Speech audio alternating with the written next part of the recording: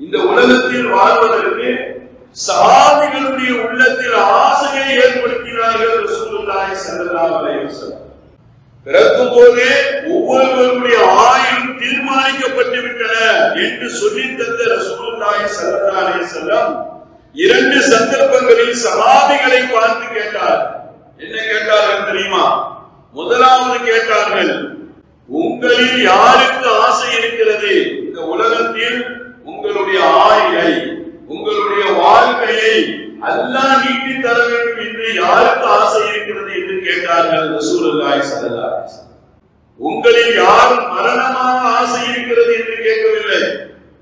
இரண்டாவது சஹாபிகளை பார்த்து கேட்டார்கள், பொருளாதாரத்தை அல்லாஹ் அதிகப்படுத்தி தர வேண்டும் என்று யாருக்காவது ஆசை இருக்கிறதா என்று கேட்டார்கள் என்பதாக நாம் வரலாற்றிலே பார்க்கிறோம்.